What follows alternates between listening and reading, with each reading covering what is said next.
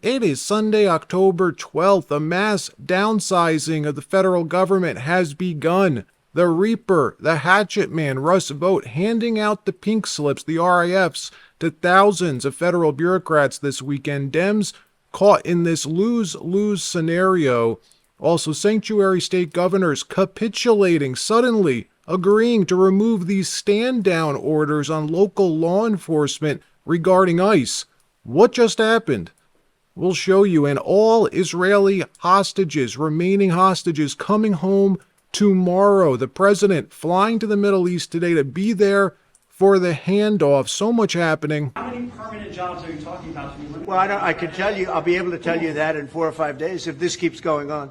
If this keeps going on, it'll be substantial. And a lot of those jobs will never come back.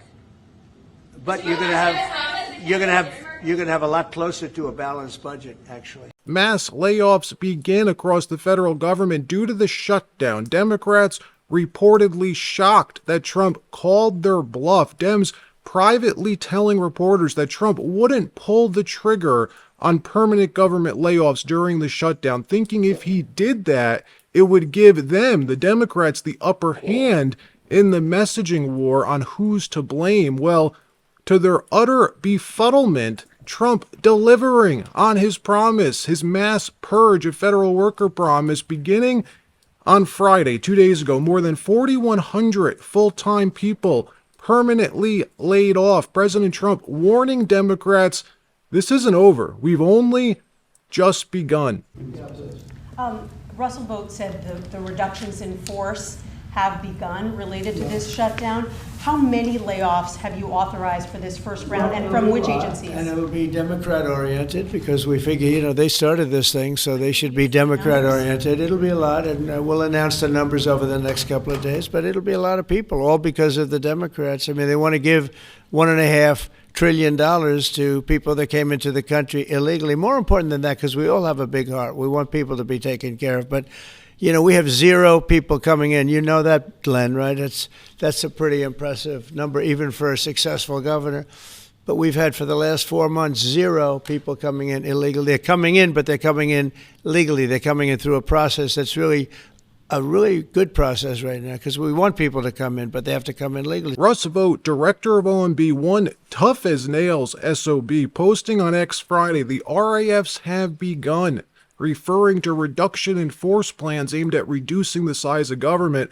Russ Vought, not messing around, folks. This guy's a fiscal hawk, and more importantly, he understands how to do this. He ran OMB, Office of Management and Budget, during Trump's first term.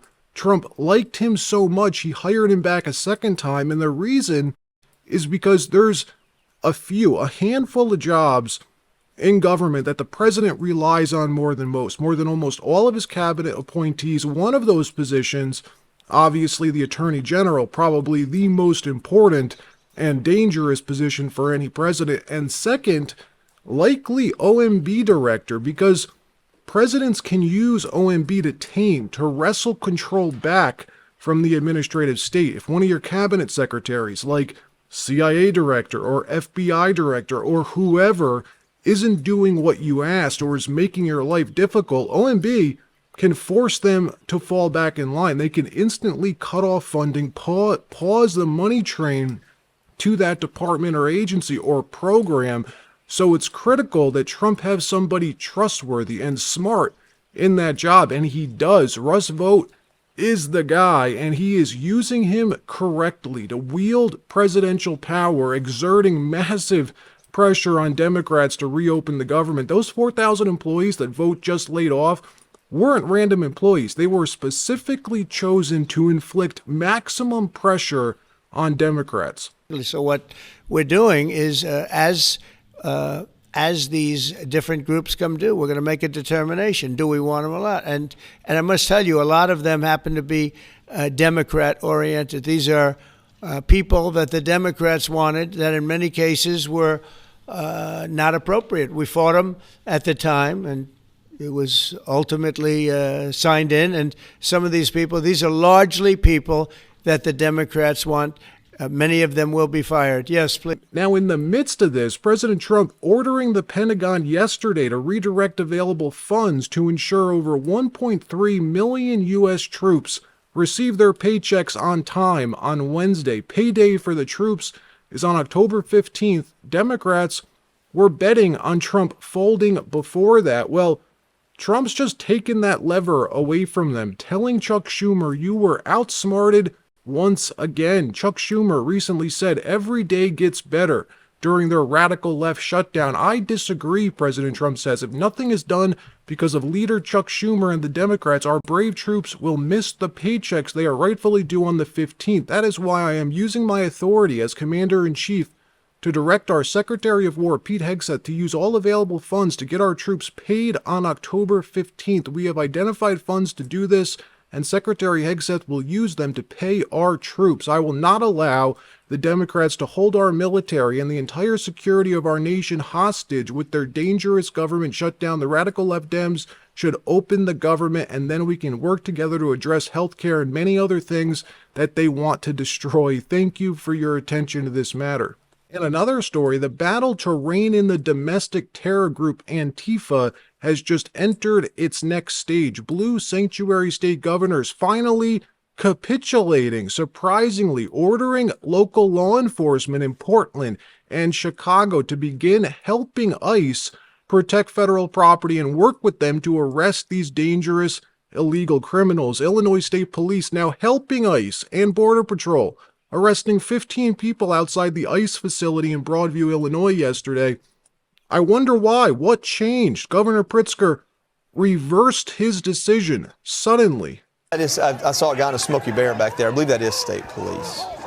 Obviously, and again, you have these situations where law enforcement is going to hold their ground, as Joy was mentioning. The same thing happening in Portland. State police now helping federal agents on the ground. This coming after months of these blue sanctuary state governors refusing to allow local law enforcement's help. So again, what just happened? What changed? The Insurrection Act is what happened. These governors were reportedly given official notice by the Trump administration that the president would begin to invoke the Insurrection Act if they didn't remove these stand-down orders. When was the deadline? I'm not exactly sure, but they clearly got the message. Apparently, this was going to happen, like soon, and they were nervous about it. We've been reporting for weeks that the legacy media and Democrats as well were lying to all of us, completely misleading us about it being illegal for Trump to invoke the Insurrection Act, but that they knew it was completely lawful. And now today, suddenly, they're admitting it. Watch. The question I asked J.B. Pritzker, if the president invokes the Insurrection Act, there's not much a governor can do, is there? No, there's not. And J.B. wouldn't answer the question, but I will. There isn't. And look, Sarah and I were looking at the Insurrection Act, when you were bringing it up, because we haven't looked at it probably since law school. The fact is that if the president makes a determination that violence has gotten to a point in the country where he has to federalize those troops and send them in, there's really not much you can do about that. That's a whether it's true or not. Correct. That's a presidential determination. Now, Pritzker could always bring a court action, and then the courts could decide whether the facts are there to support his invocation of the Insurrection Act. But at the first glance at this, George, when you're sitting there as the governor and the phone rings and it's the president saying, I'm sending in the troops because I'm invoking the Insurrection Act, you can't stop him if you're the governor. You are the commander-in-chief of the National Guard in New Jersey when I was governor, but not if the president says he's taking those troops. Sarah, we only have 30 seconds left. Do you think it's going to get that far? Is the president going to invoke the Insurrection Act? Nearly half of U.S. presidents have invoked the Insurrection Act during their terms, some more than once. Donald Trump said he would do it during his first term. Not over the objections of governors.